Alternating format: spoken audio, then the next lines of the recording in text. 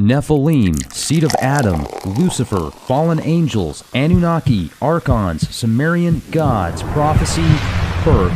Dr. Brooks Agnew, latest leak project. Ladies and gentlemen, thank you very much for joining us this edition of Leak Project. I'm your host, Rex Bear, and tonight's guest is Dr. Brooks Agnew, host of X2 Broadcasting, now in its 12th year of production. If you go to x2-radio.com, his work has been featured on the History Channel, the Discovery Channel, also on Coast to Coast AM.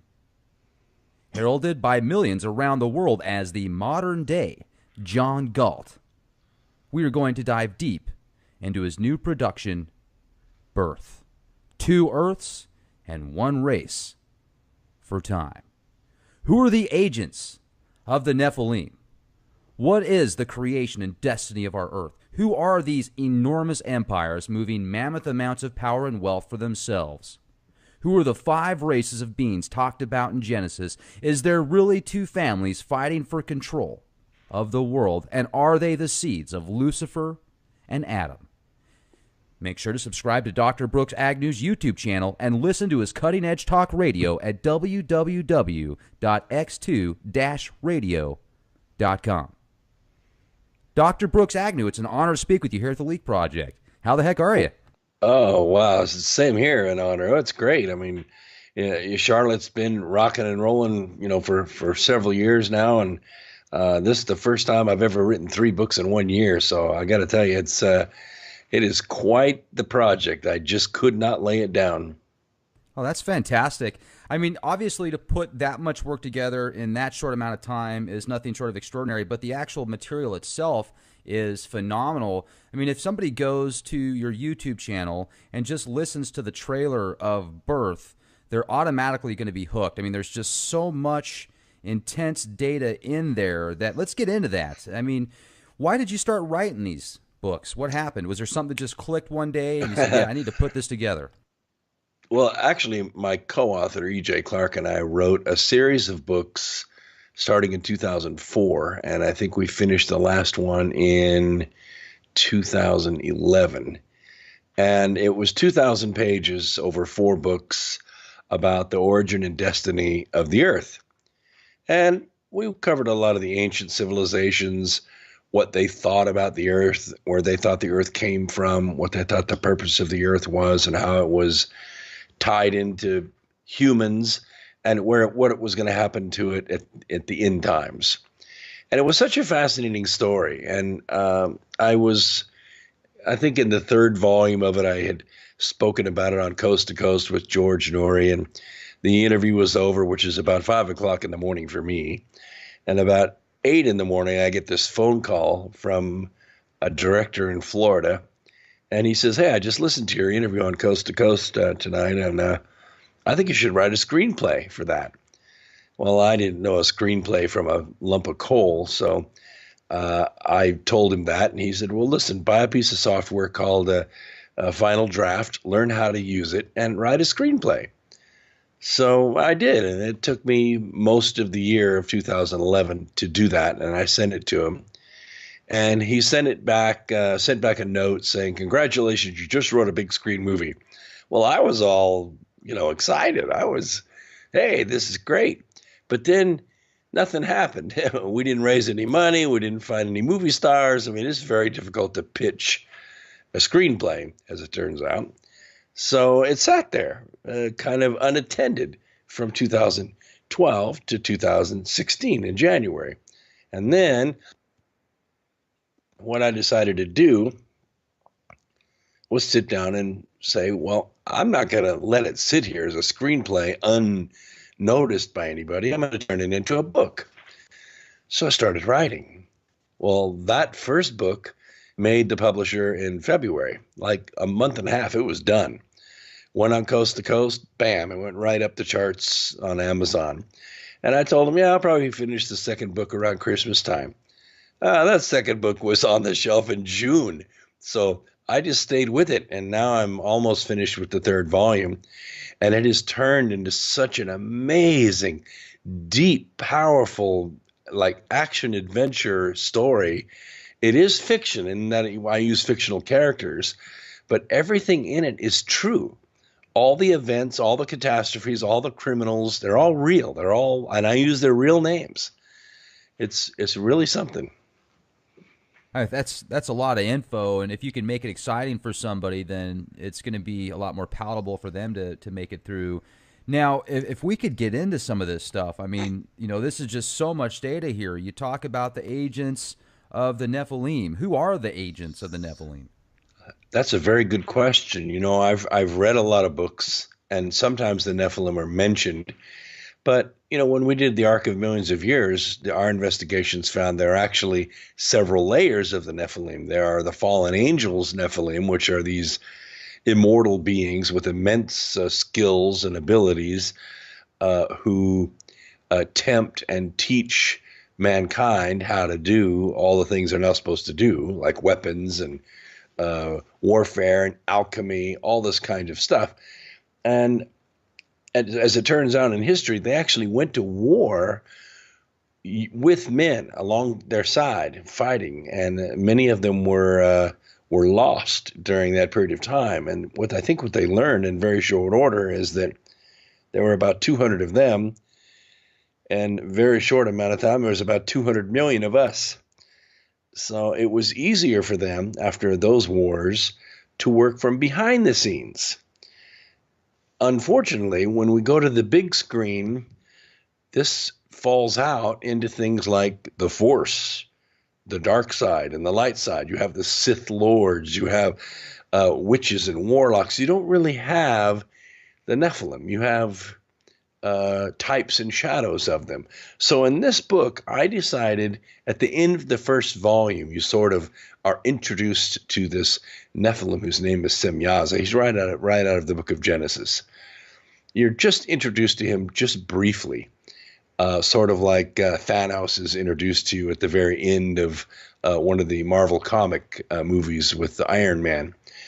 And then in the second book, the Nephilim takes a much more active role because the books are written in third person, so you can actually go to where the Nephilim is in the bottom of Cheyenne Mountain running things and manipulating things. And the general that works with him, through their conversation, the reader learns about their creation of most of the religions of mankind, and how the first thing he did after he formed the religion is instruct that religion to hate and condemn all other religions. And then they did it again and again and again and again. And they kept mankind at war for millennia, fighting each other over different beliefs in God. And then they got into money. They started manipulating money, and they invented the forms of alchemy, moving men away from gold and silver to play money like paper or ones and zeros. And then they began manipulating that. And over a period of time, they were able to plunge every single nation on earth so deep in debt that they could not move.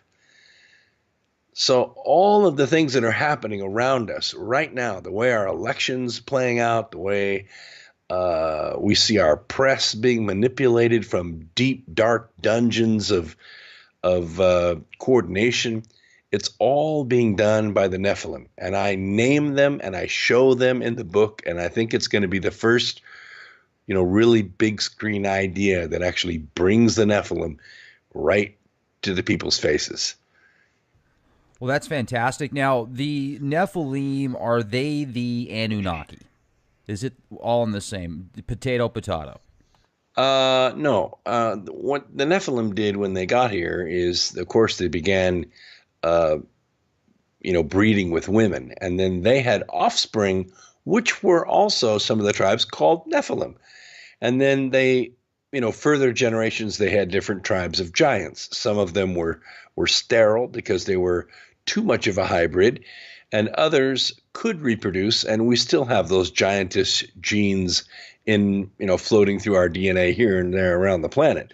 But for all intents and purposes, the Nephilim kind of get lost in the history and the mythology with the Titans and the gods, but every single tradition from the Maya, the Incas, the Olmecs, the Babylonians. Every single ancient race has a depiction of these Nephilim in their lore. I've also seen different images and sculptures of just some very strange looking creatures, like the Sumerian gods, the Egyptian gods, even the Greek gods in the pantheos. Is there any validity to what they actually look like in some of those, ancient Sumerian tablets and the giant reptilian beings as well, or is that more metaphorical? Well, of course, modern people say, oh, there's no such thing as a guy with a dog's head or a bird's beak or any of that kind of stuff. These are all types. These are all myths. They're motifs. They're icons. But when you consider the DNA of an off-worlder that's able to blend with the DNA of virtually any animal, then some of these abominations could possibly have come about. It's not that impossible. I was talking to a anthropologist one time, and he was examining a very small being. It was about 3 feet tall, had a really small neck, about the size of my wrist. And he said, well, it's obvious that this being could not talk. So it probably had to exist by sign language. And I said, why would you say it couldn't talk?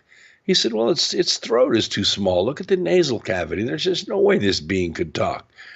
And I said, mynah birds can talk. They don't have much of a throat. They don't even have lips, but they can sure talk. He said, you're right. And he rethought that. So these kinds of abominations could have existed, because now we realize that there's enmity between the different gene classes. You can't take two unlike animals and mate them and get an offspring. I mean, you can take a Ginny and a Jack and get a mule, but you can't take a horse and a dog. You can't take a pig and a bull. It just will not crossbreed. But when you talk about the Nephilim DNA, the original Nephilim DNA, they could crossbreed with everything. And so these abominations were probably a possibility. And so the Nephilim, there's good and bad factions. There are. In the beginning, according to the mission that I've been able to discern from different writings, not just the Book of Enoch, but also the Zohar and the Sefer Yetzir, which is the oldest book in the Kabbalah. Their original mission was to come here and kind of watch over early man as they were coming along, help them with things like teach them how to grow corn and how to, breed flowers to make sure that they had crops from year to year, those kinds of things. But, angels are peculiar beings in the sense that they're not supposed to have free will. They're supposed to just follow orders, use their skills and their judgment to accomplish the mission that they've been given. They're not supposed to use free will.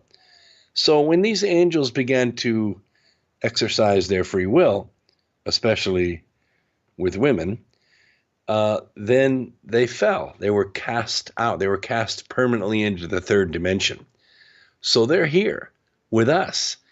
Now, I'm not saying they're going to come walking out, in Times Square and go to war with us. I don't think they would survive. But they could be in the castles, in the tunnels, in the mountains, in the dungeons of the great leaders of the world, teaching them way advanced principles of management and mathematics and manipulation so that they can become very powerful and follow their greed to its end. What do they look like? Well, there are a lot of different shapes of them. I went to Rosslyn Chapel, which is it's in Scotland. If you go to Edinburgh and go straight west, you run into this little tiny town of Rosslyn, and in Rosslyn is the chapel. If you go into the chapel and you're careful, You can go around the outside wall, because you remember this was originally designed and built by John, so the legend goes. I'm talking about John the Beloved. There's also a well there and all kinds of other things that he's responsible for. In the walls are carved depictions of all of these different beings, and a lot of them have weird shapes. They have like long arms and fur, but a human face. Some of them have wings. Some of them have kind of bare feet with claws. So all kinds of different genetic expressions, shall I say. But they're all highly intelligent, very ancient beings. And it even has a depiction of Semyaza tied up with a rope and turned upside down, indicating that he was cast to earth. So it's pretty interesting. If you go and research it, they're almost all there, carved in the walls of Rosslyn Chapel. Oh, I didn't even know that. If you were to say, let's go back to the 5 different beings that you talked about in Genesis. What are Sure. those 5 different beings?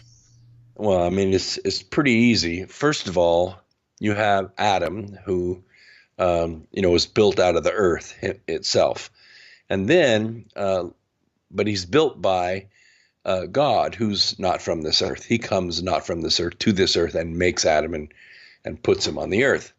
And then you have Eve, which is made from his rib. It's not that difficult for us to do that today. If we wanted to, we take the mitochondrial DNA from the marrow of a bone of a male, grab the female DNA, and make a compatible being with that male. We've done it with animals. But that being said, that's just, a zygote. Then you have to implant that in a womb, let it come to term, deliver it, raise her, and then bring her to earth. So there's another being that's not from this world, Adam or Eve. And then, of course, you have God. Then you have Lucifer, that's 4. And then you have the Nephilim, before you get out of Genesis 6, that's 5. None of these beings are from here. Now, is Lucifer a Nephilim? No. Lucifer's a different class of being. Lucifer is from one of the oldest creations. His original name was the Light Bringer, and he was integrally involved in almost all of the creation scenarios. Anytime you go to a church and you learn their initial deep doctrine, I don't care if it's in Africa or if it's Eskimos, you're taught the creation story. Lucifer was involved in all of that. So when it came time to form man in the image of God, it was a different project because there were lots of beings in the universe, but none created in the image of God, none with a pathway like his. In other words, if God's going to have offspring, he's going to have offspring like him. And so what happened was they had to choose someone to be sort of the Lord of that world. Lucifer assumed it would be him because he was one of the oldest, most glorious, most intelligent beings in the universe. But he was passed over. It went instead to Jesus. So this is a classic story. It's told in the Popol Vuh. It's told in just about every ancient story that you can think of where you have 2 boys, one older, one younger, one more glorious and one humble. And it's always the humble one or the second born that gets the inheritance, whether we're talking Esau and Jacob or whatever. And the older son always becomes driven into a jealous rage about the younger son that got his inheritance. And they fight. They fight forever. They never give up because they want their inheritance. And so that's who Lucifer was. So when Lucifer came to this world, he came during the day or the period of time when God had left the earth. Adam was here for a long time, maybe 10,000 years. He was naming the animals. He lived on this garden planet, which we can call Eden if you like. And at the end of that period, before even the next day, then they bring him Eve. Adam receives all kinds of commandments, instructions, teachings over through this time, but Eve doesn't receive any of that. She's brought here, and then Adam teaches her. So then they separate because they're not driven by anything. They haven't been given any instructions to copulate or multiply and replenish the earth or anything. They're separate beings on this garden planet of Eden. Lucifer comes during that time in physical form. But first he goes to Adam. And Adam, of course, is this ancient being who's been now breathed into the life of this body that God made. And he says, well, hello, my old friend. And of course, Adam doesn't know him from Adam, right? His memory's been wiped away. He's a fresh new being having a new life. And so basically Lucifer tries to tempt him to partake of the tree of good and evil, and Adam tells him to take a hike. Sorry, I received commandments from the big guy. I'm not doing it. Long story short, Lucifer goes looking for Eve. Now, it's unknown how long it takes him to find her. It could be a month, it could be 100 years, but he finally finds her.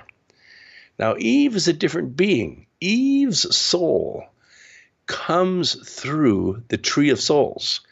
That's well described in Christian doctrine. The guff. It's a connection between where the souls await to get immortal life and to where they're connected to the fetus and born, with a belly button and all of that process. Eve is a different class of being. Eve is on the pathway and is the mother of all living because she is the matriarch of that pathway. Long story short, Lucifer beguiles her and impregnates her. And of course, she is fallen. She is undone. She is in so much pain and so much guilt that she goes running to Adam and explains to him what happened. Well, he could just say, too bad, so sad, you're going to be gone. God will just bring me another woman. But he didn't do that. He loved Eve so much that he said, if you go, I go. Show me how to partake. And she became pregnant again, and the twins were inside of her. And she gave birth to Cain and Abel. Cain is the seed of Lucifer. Abel is the seed of Adam. Lucifer convinces Cain to kill Abel, thus preserving his seed.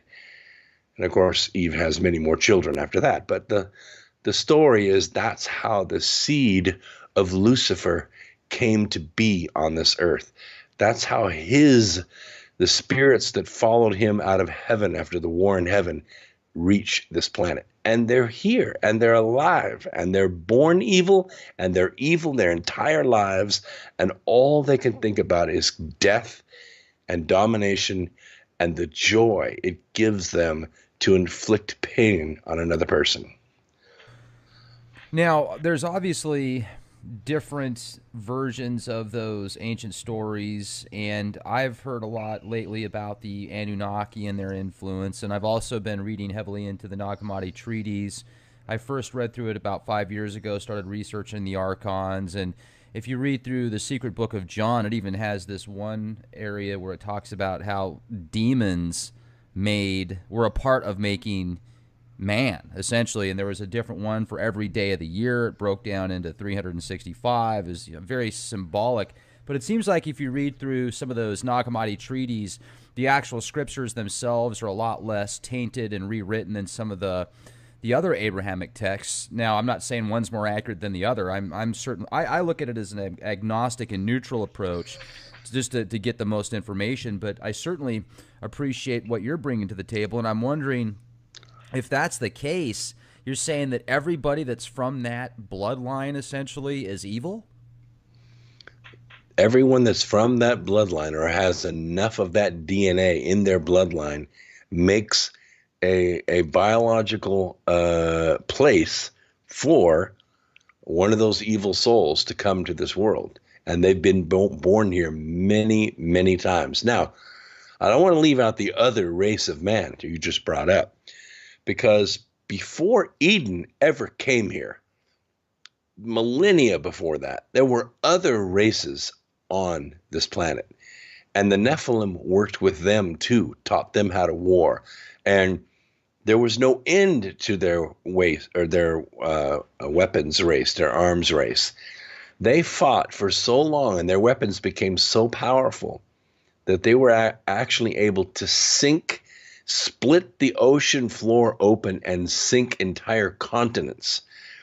And the weapons that fired the other way were so powerful that when we dug up the towns that were destroyed, one is in Harappa, the bones of those people laying in the streets that were killed in the blast are still, after 25,000 years, more radioactive than the bones at Hiroshima.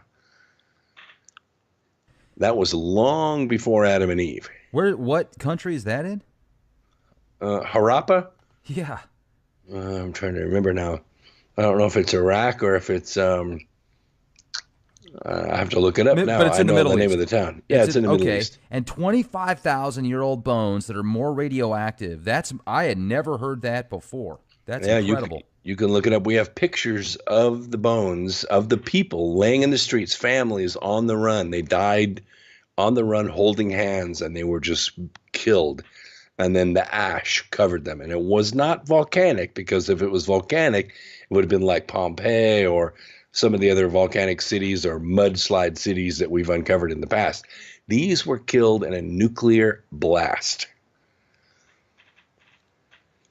Now, what about the Anunnaki? Where do the Anunnaki fit into this? I don't fit the Anunnaki in. You know, I'm very close friends with John Gress, who wrote the movie One Anunnaki.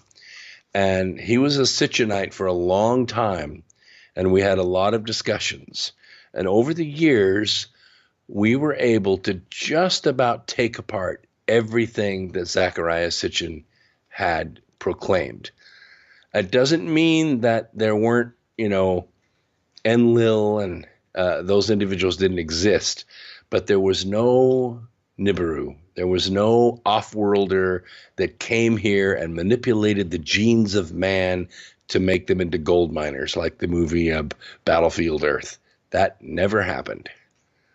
So if you were to go back, let's say 30,000 years, then people would be very similar to now. Sort of. Physically, they would be very similar to us as far as bipedal, two eyes, have a language, those kinds of things. And we're not talking just 30,000 years. You can go back 500,000 years. You can go back 5 million years and find evidence of advanced races here on this planet. Zenith after zenith after zenith, they were wiped out. But they were not created in the image of God. They did not have souls like we have souls.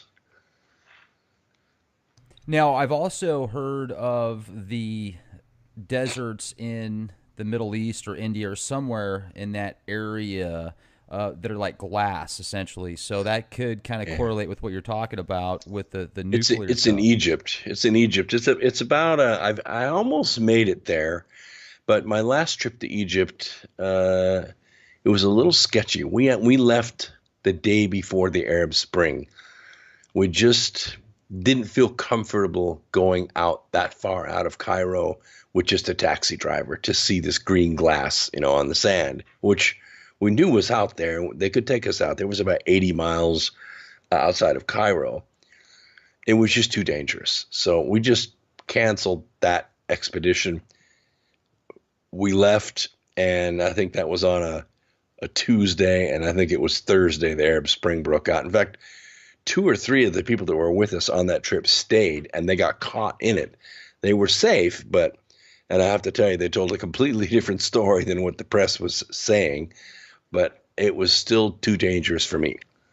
Oh, I can certainly understand that.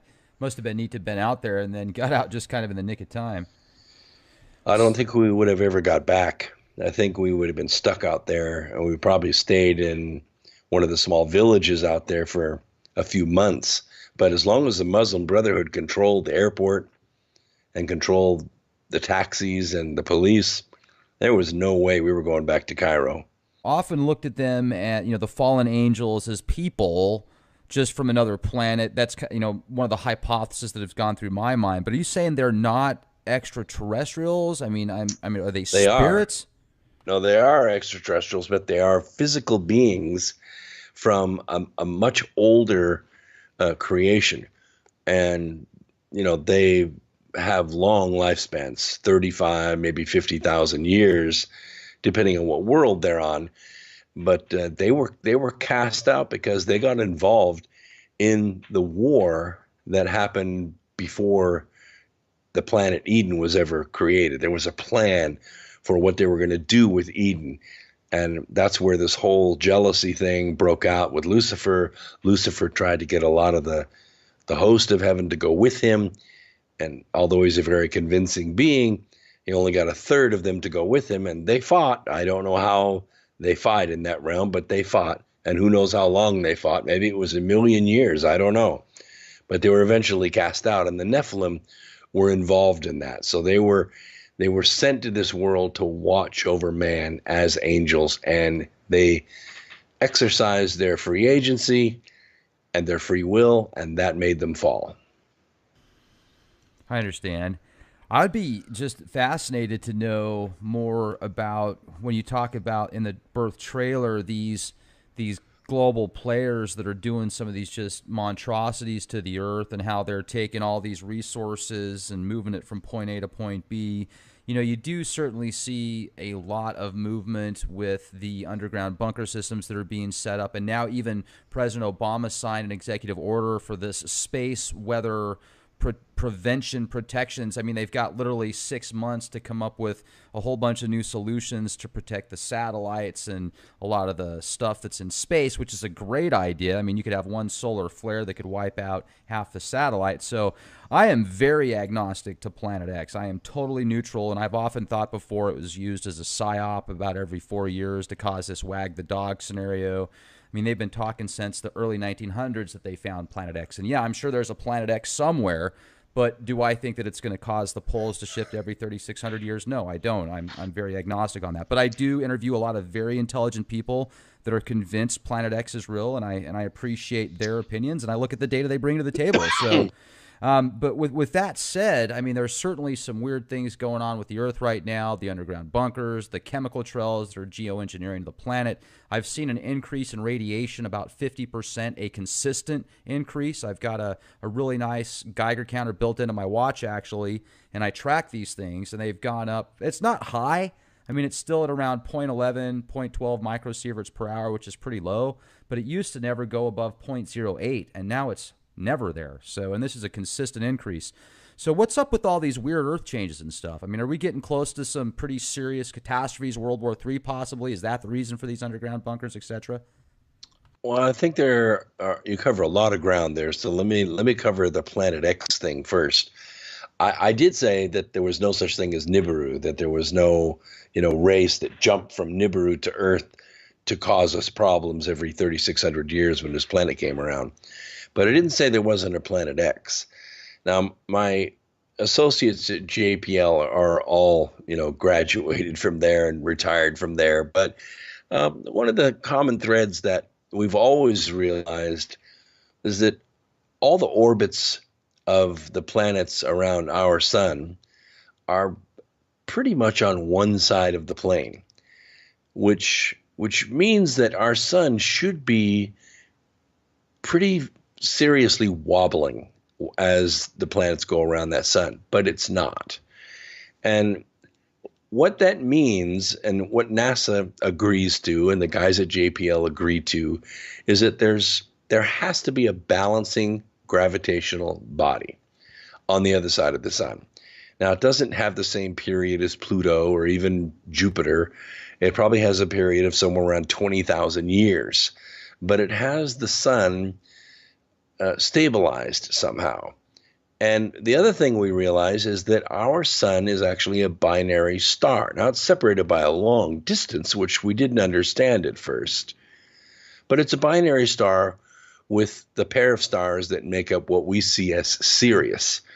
Sirius is in the same place in our sky that it was 11,000 years ago. It hasn't moved, which means our sun's revolving around that sun. It's exactly the same, even though all of the signs of the zodiac move through the precessions every 26,000 years.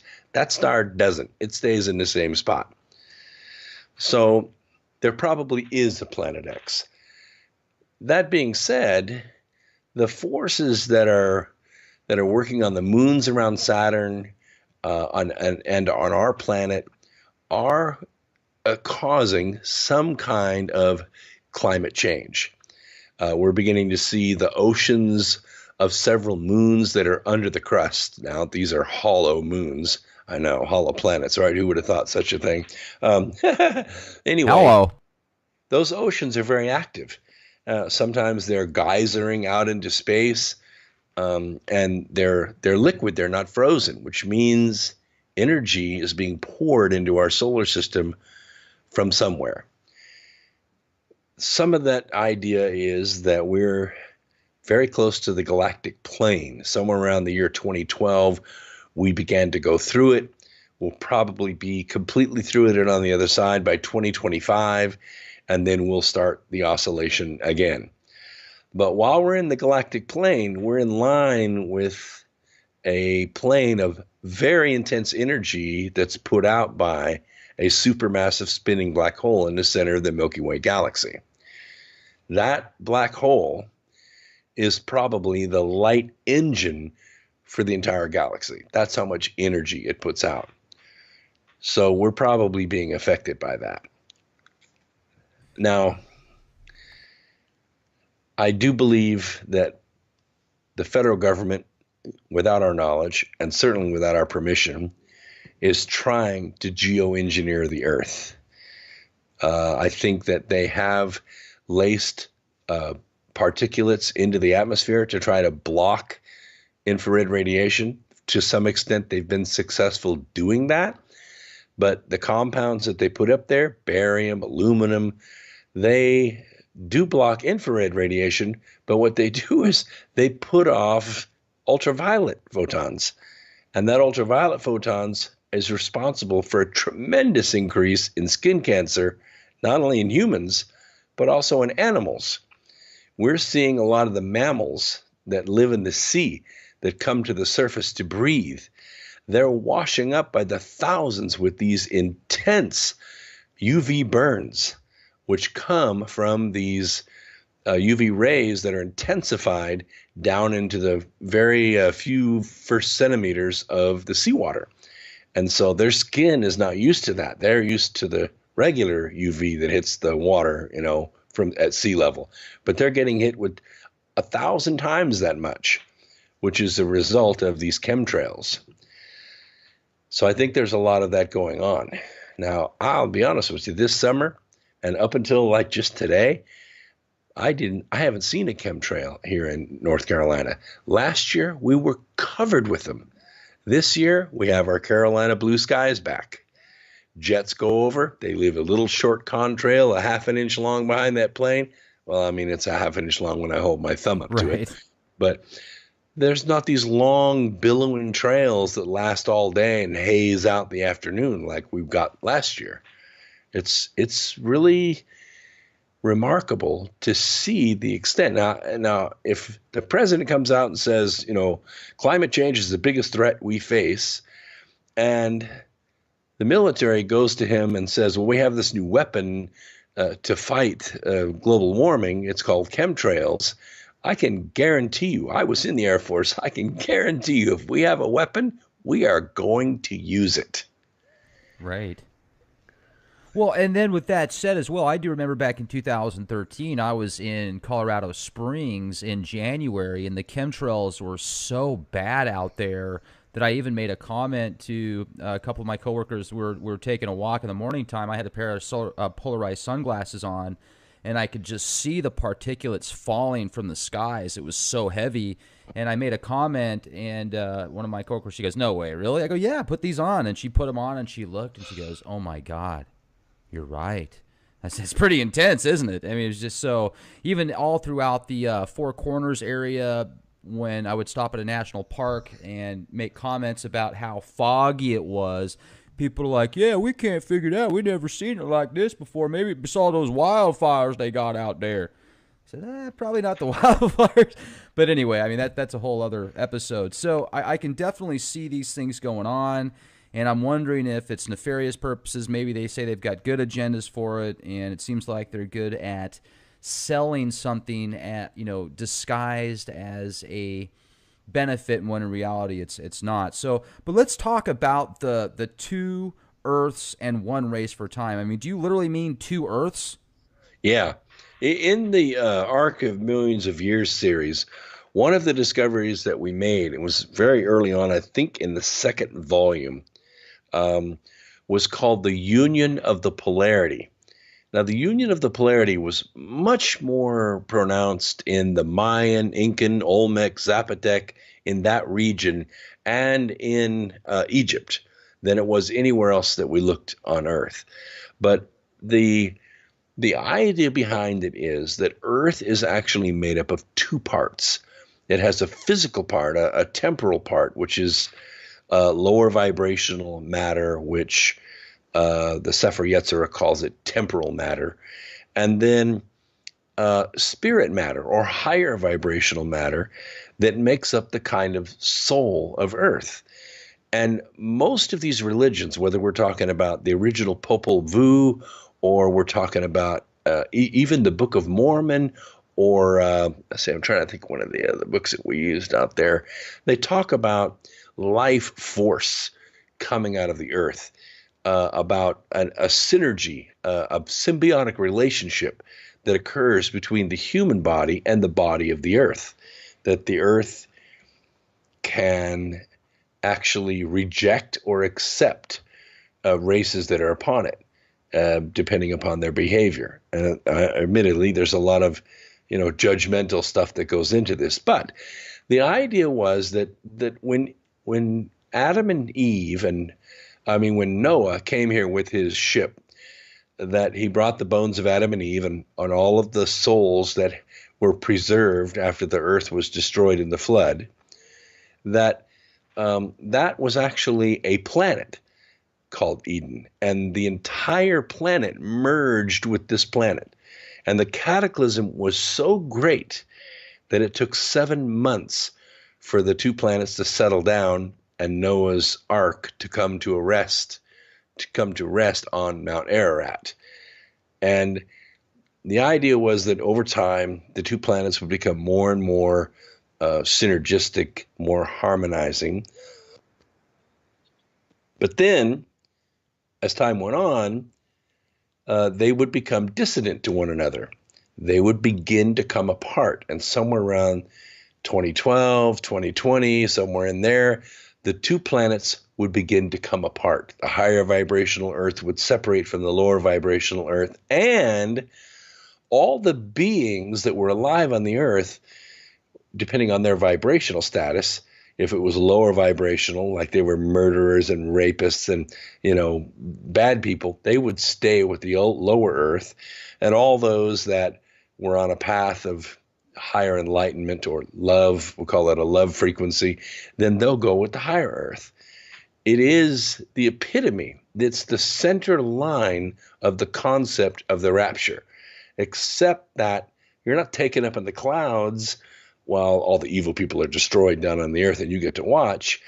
You go with the earth, and the earth actually returns through the dark rift in the Milky Way, which they call the cosmic vagina, and you go back down through that to where the earth was originally created, to where that earth was originally created. You go home. And so that's why this is called Two Earths for Time, because the book opens with a crew on board Deepwater Horizon. Now the movie just came out, so I'm going, holy crap! I was so timely with this movie. You can't believe it. here are these guys on the Deepwater Horizon, and one of the young guys, his name is Orfan Bayezid in the book, sees these two giant waves go past the horizon out there in the pre-dawn Gulf of Mexico. And as the waves pass, this giant drill rig lurches one way and then the other and then back again, and the drill pipe breaks. And that's what causes the explosion. Now, the one thing that we do know from factual evidence, because I went and investigated myself, I went to Mississippi for a year and investigated this. The owners of Deepwater Horizon did, in fact, move their money less than 30 days from when this occurred. Purchases were made, strategic purchases of rig fire prevention companies. Stock was moved. Insurance policies were doubled. What I found out was it was a tragedy, but it was not an accident. Several people very high up knew what was going to happen and when it was going to happen. And so I tied it into the book by saying the Nephilim know the timing of this stuff. And so they get their followers, they get their big money brokers, their big donors, as it were. They protect them and they guide them through these cataclysms so that they can profit from it. That reminds me of the movie Knowing with Nicolas Cage. Exactly. The Gulf oil disaster is portrayed to a T in one of the scenes where he's sitting down on the couch. He's got the remote in his hand. No, it's actually a chair. He's sitting down in like a lazy boy chair. He's got the remote in his hand, and he's flipping through the channels. And the exact same day even is portrayed on the TV of 420, the event that same time that it took place. And not only is that in the movie, but also the same day of Fukushima is portrayed in that movie. And I've talked to people like Gano Grills, which has worked in Hollywood, and this guy even says there's people that are working with Hollywood that are off-world. Wow, that's incredible. That's what I'm saying. The Nephilim know this stuff, and they prepare the population through 4 different methods. They use the media, they use litigation, they use legislation, and they use education. And they prepare and manipulate society to do what they want it to do. So where are we going? I mean, what's going to happen here in the next 2 months, are you feeling? I feel that programs like yours and mine, X Squared Radio, and others, that we have created around the world pockets of light, pockets of awareness, and that those people have not only awakened, but they've talked to people around them and awakened them. And slowly but surely, 2 things are occurring. First of all, the churches are losing membership right and left. Why? It's not because people don't want, to hear hymns. It's because they're searching for a spiritual resonation that they're not getting in church. I mean, the songs are great. It's a great social club. I like the overall general message. Different faiths have different, tunes to the same lyrics, shall we say. But people graduate from that. They reach a point where they need more, and they walk out of the church and they open their ears and they hear you, or they hear me, or they hear somebody else at Truth Frequency or Blog Talk or BBS, and they go, that's what makes sense. And so what's happening is these dark forces are losing their grip. They're losing their grip on the entire race. And I feel in the next 2 months, we are going to see a real revolution. And I don't mean take to the streets with pitchforks and guns and all that, but I mean a revolution of non-compliance. There's a movement going on. Excuse me. There's a movement going on right now in the United States that the pollsters, the press, as much as they're trying, and Lord knows they're trying, they can't figure it out. They can't get a hold on it. They can't understand why 30, 40, 50,000 people at a time are following Trump around, and he's still losing in the polls. They cannot figure it out. But I think we're very, very close to a revolution. It already happened in Britain. They already told the globalists, you guys go play your own game. This is our island. We're about to do the same thing with Washington, D.C. And I think you and me, we're responsible for that. You know, I'm watching the TV series Designated Survivor, where I don't know if you've had a chance to even, have you seen any of the previews for that? I've seen the previews, yeah. Okay. And the reason I bring up a lot of these TV shows is because you can resonate sometimes if you have a chance to watch the film or the movie, you know the underlying theme, you can kind of resonate with what's going on. And when you watch that series, essentially what happens is there's a direct terrorist hit on a political speech, so virtually everybody's wiped out in politics, you know, in the cabinet. So one of the designated survivors is Kiefer Sutherland, and he's now the president.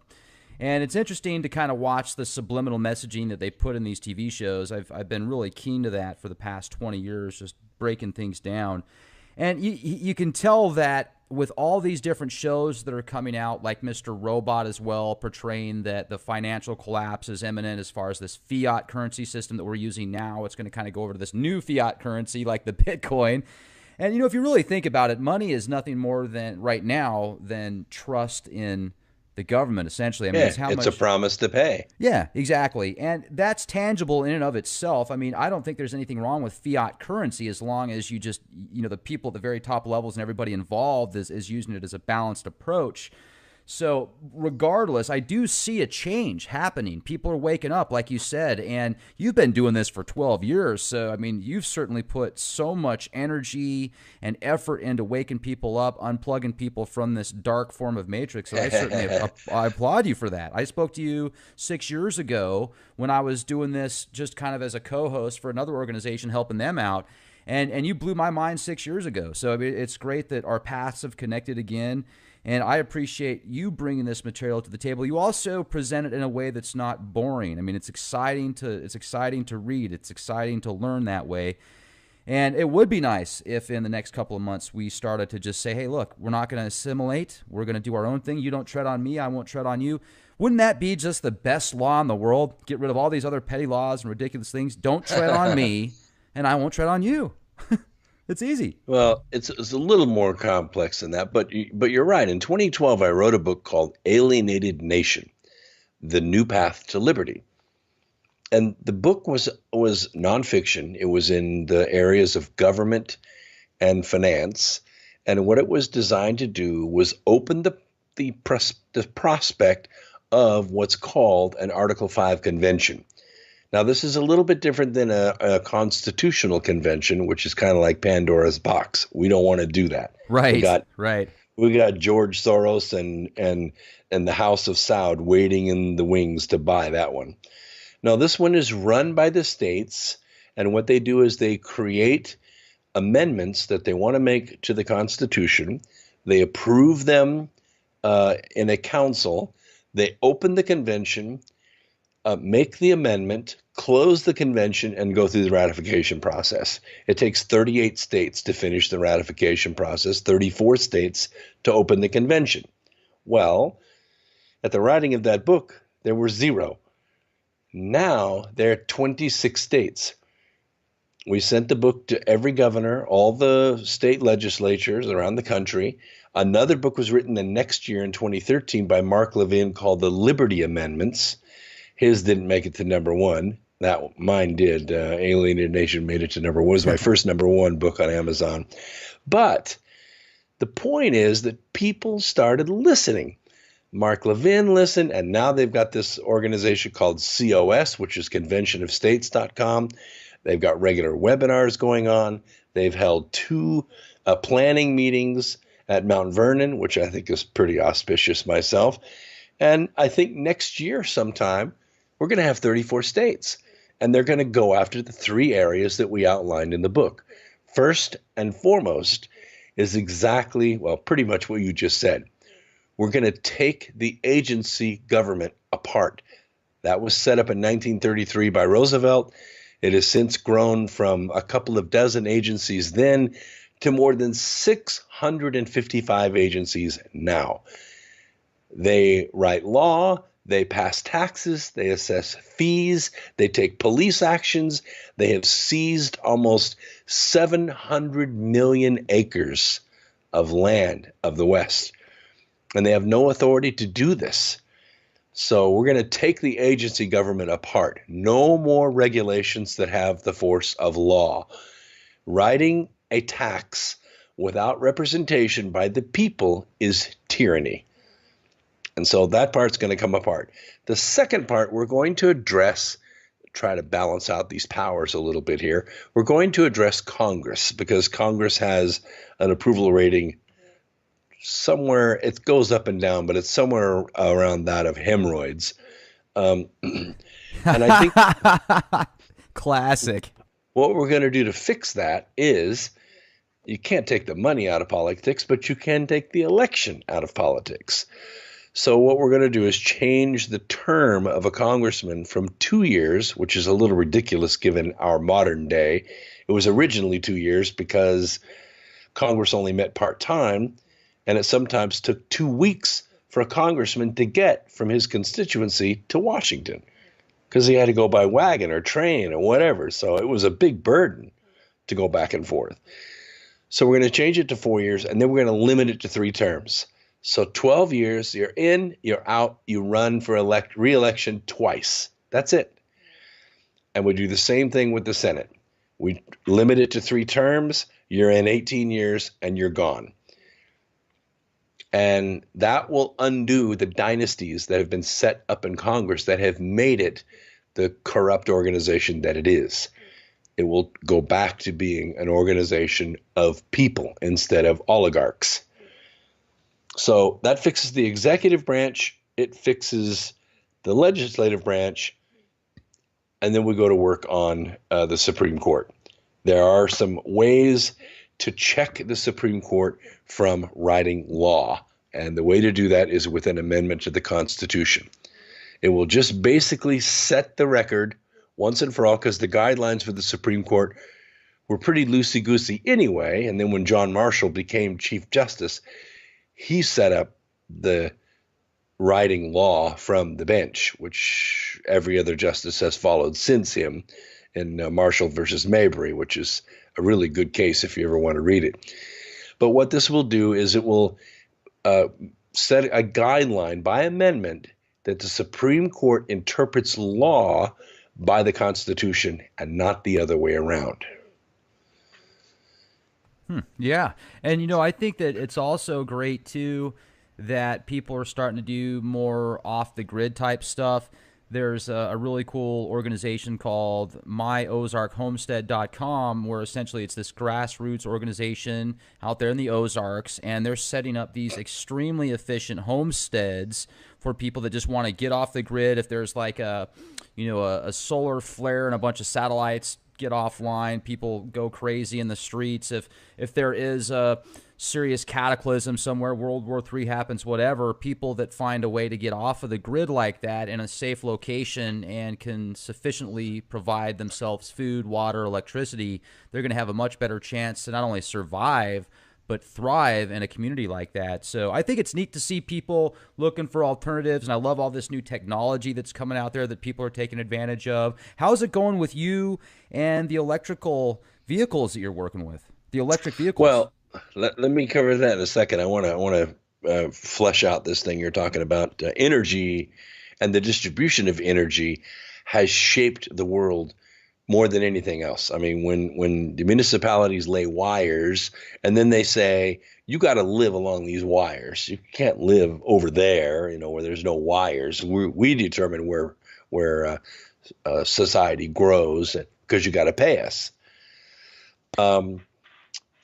What they've done is they've created Pandora's box. And in 2013, the National Energy or Electric Reliability Corporation, it's called the NERC. They're not a government agency, but they're a government contractor.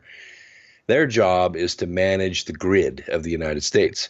And by manage, I mean they match the phases of all the generators, all the dams and nuclear power stations and coal and gas-fired plants so that there's no problem with moving energy from, say, Duke Energy here around Charlotte to New York, because all the phases are balanced. So, but in doing so, in creating this grid, the NERC realized that they had also created a vulnerability. 3 of them, in fact. One was to pandemic. If we have a really, really bad case of the flu, and all the guys that know how to run this power station get it, somebody's got to be able to take control of this plant from a remote location and make it run, right? So that was one vulnerability. The second was natural disaster, like an earthquake, a tsunami, a solar flare, something like that. They had to be able to respond to that, especially if it was a regional problem. And the third one was physical attack or cyber attack. But before we had the grid, we didn't have a national exposure like that. Our energy districts were separated. Now they're all combined into one grid. So because they created this vulnerability, we put together a presentation, and we went to Amsterdam because we were making it to the European grid as well as the US grid at the same time. And we proposed that they would take 1%, just 1% of the money that they were giving NERC to manage the grid to create what we called local low voltage solutions. In other words, instead of creating energy at 161,000 volts, putting it on aluminum lines, sending it out to 13.8 auto tap transformers, and then stepping that down to the transformer outside your house to power your meter, you power the meter directly at that house, at that building, at that police station, at that water treatment plant with a low voltage local source. And the technology's here. You just talked about it. So they were going to spend $200 million that year on working to control this grid, working to fix these vulnerabilities. We asked for 1%, which would have been $2 billion. So we asked for $2 billion to put into taking these prototypes and pushing them into production so that people could put them on their houses, not to replace the grid, but in case the grid goes down, they don't lose essential services. You don't have a hospital that goes dark. You don't have a water treatment plant that goes dark and sewage starts backing up. Things can power themselves indefinitely. Now, obviously, over time, what that would do is de-urbanize, just like you talked about. People would move out into the Ozarks, make a community, and they don't need a coal-fired plant because every single house has its own power supply that's renewable and free and clean. That technology exists today, but it can't get to market because there's no investment money for it. So that's what we're trying to carve out of the fund. And we were turned down, of course, but we made the proposal nonetheless. Now, electric vehicles. Wow, what a journey this has been. 10 years now, 10 years. In 2013, because supply chain for electric vehicles is so difficult to do, and everyone that's attempted this knows what I'm talking about, you cannot get the frame to start with from the major car makers. They're not going to give it to you. And you can't afford to buy a new car and strip it out and turn it into electric. I mean, you'll go broke. So we had to design our own frame from the ground up as an electric truck. And by the time we were done, it took us about a year, we had the lightest, fastest, only on-highway electric pickup truck in the world. It was 1,000 pounds lighter than a Ford Ranger, twice as fast, twice the payload, and about the same cost as a Chevy Silverado. Last year, we were 4 months through the airbag testing portion of that truck, and our airbag supplier got hit with an unprecedented federal sanction. That airbag supplier it was one of the biggest in the country, went all but belly up from that federal sanction. It took out every electric car maker in America, including Tesla. You think that was by design? Oh, hell yeah. We've been telling them for 10 years how to fix it, but they wouldn't do it. The DOT would not do it. They let it get so bad that people started getting hurt from it, and then they did the recall. At 23 million cars, nobody can afford to do that. I mean, their bonds are being stressed like you wouldn't believe. So they backed out of our airbag program. So we had to find another airbag supplier, and by the time we did that, the cost of getting the airbag quadrupled. So we had to go back to the capital markets and look for more money, and that's where we are right now. We're in mothballs looking for money, and I'm sitting here with 75,000 orders I can't fulfill. 75,000 orders for electric trucks that could revolutionize the world, and you can't do anything because of a silly airbag. And Rex, I had to stop there. I could have had 200,000 orders, but I stopped the sales department from selling them. Man, what could I do personally to help you out with this? You know any high net worth individuals that want to make a lot of money, send them my way. Man, I'll tell you, you certainly have so many different options, and you're doing so many things at once. I don't know how you do it, man. Definitely the contributions of John Galt are similar. This is great, man. Now I see why they reference you, and people often consider you the new John Galt. Well, we have a lot of like-minded individuals we've taken under our wing, people that have created technologies that would never, ever have seen the light of day. That's what makes our truck so efficient. That's what makes it so light, so powerful. That's why our patents are, I mean, the examiners are sitting there with their jaws on the floor, but they passed them. So we're there, and we're untouchable. We're the only truck in the world, and nobody can get close to us for at least 2 or 3 years. So if there was a way to get the thing taken care of, like safety issues and everything, airbags, if that could get taken care of in the next 6 months, it would still take a couple more years to do all this, I'm sure, because you've got to get everything else together? No, all the safety stuff is done. We've already passed all our crash tests. All that's done. All we have to do now is put the 3 airbags in it, and which is basically a licensing process. It takes, between that and the electronic stability control braking, which are done simultaneously, takes about 8 months to complete it. But once we contract, once we start sending cabs on the sled, programming the controller, which takes about 4.5 months, a lot of iterations. It's a slow process because you have to draw the bag, build the bag, pack the bag, launch it, photograph it, program, launch it again. It takes a lot of data to make sure that the bag's going to work perfect one time, but every time, one time. Anyway, it takes about 6 months to get that done. We can start taking orders and setting delivery dates once we're in the contracted process. What if you did like a 3-wheel, set it up as you could classify it as a motorcycle? Then we could sell trucks, but that's not the business I'm in. Check out that new 3-wheeler. Yeah, I get you. I could do it. I could sell them in India, but I'm not going to. I'm not going to compete in a business where I'm going to make $200 on a truck. This is.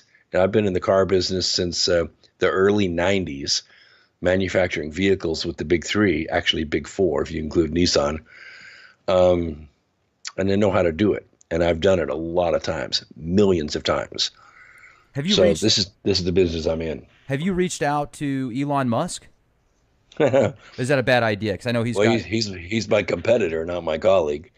Gotcha. I didn't know if there was a way maybe you guys could join forces and do something together. But at the same time, I can certainly understand that. Of course, there's a way that could happen, but it hasn't happened.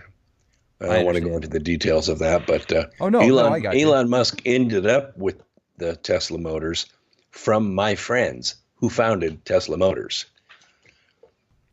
Oh, wow. Well, I'm not trying to put salt on a wound there. Jeez.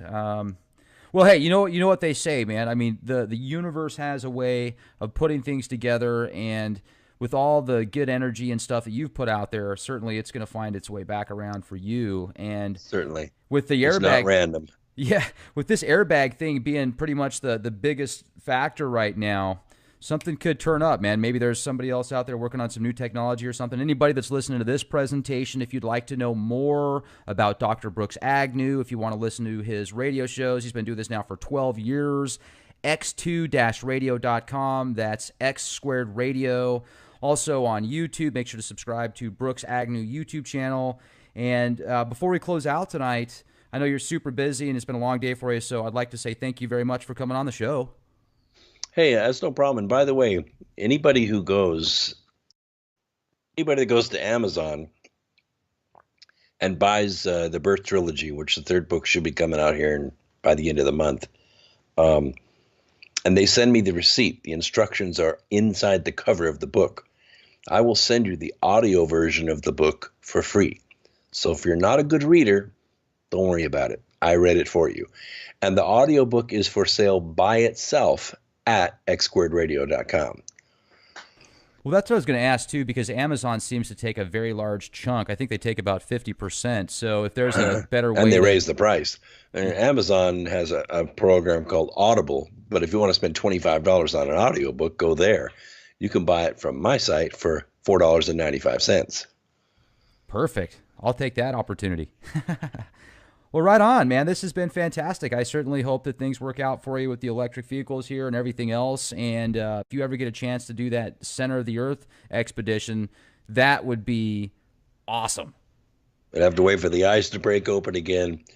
It's refrozen. It's back to its 1981 levels, so there won't be any going that way for a while. Well, yeah, we'll certainly appreciate everything, Dr. Brooks Agnew, and you have a fantastic day. My pleasure. Thanks, Rex. Absolutely. Thank you so much.